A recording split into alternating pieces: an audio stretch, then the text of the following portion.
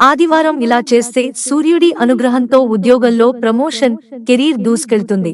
మత విశ్వాసాల ప్రకారం ఆదివారం సూర్య భగవానుడి రోజుగా పరిగణిస్తారు. ఈ రోజున సూర్య భగవానుని పూర్తి ఆచారాలతో పూజిస్తారు. జాతకంలో గ్రహాల రాజు అయిన సూర్యుని స్థానం శుభప్రదంగా ఉంటే ఉద్యోగంలో పదోన్నతి పొందే అవకాశాలున్నాయని నమ్ముతారు. ఇంట్లో సంతోషం, ఐశ్వర్యం పెరుగుతాయి. సూర్య భగవానుని అనుగ్రహం కోసం ఆదివారం ప్రత్యేక పూజలు చేస్తారు. ఆదివారం నాడు సూర్యుడిని ఏ విధంగా పూజించాలి? సూర్యుడిని బలపరిచే 3 ప్రభావవంతమైన మార్గాలు ఉన్నాయి. ప్రతి ఆదివారం వాటిని తప్పనిసరిగా పాటించడం వల్ల కెరీర్లో ఉన్నతంగా రాణిస్తారు. అవి ఏ పనులో తెలుసుకుందాం.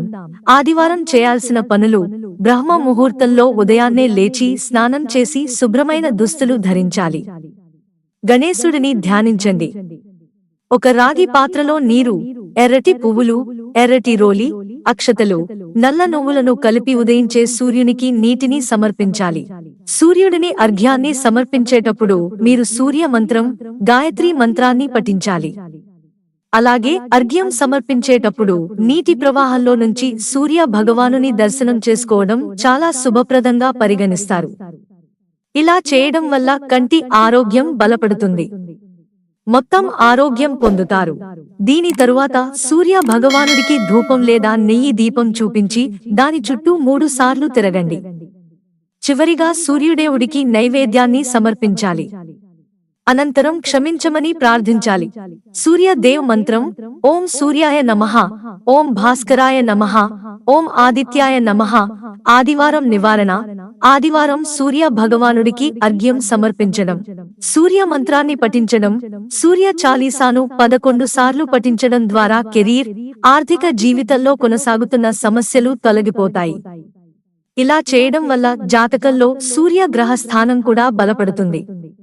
జాతకంలో సూర్యుడు అశుభ స్థానంలో ఉంటే అనారోగ్య సమస్యలు బాధిస్తాయి. కళ్లకు కొన్ని రకాల ఆరోగ్య సమస్యలు వస్తాయి.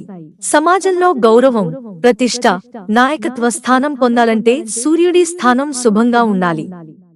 సూర్యుడు ఒక రాశి నుంచి మరొక రాశికి ప్రయాణించేందుకు నెల సమయం పడుతుంది. 12 రాశులలో సింహ రాశికి సూర్యుడు అధిపతి. సూర్యుడి అనుగ్రహం పొందటం కోసం ఆదిత్య హృదయ స్తోత్రం తప్పనిసరిగా పఠించాలి. మిత్రులారా, ఛానల్ సబ్స్క్రైబ్ చేసుకోవడం మర్చిపోకండి. ధన్యవాదాలు.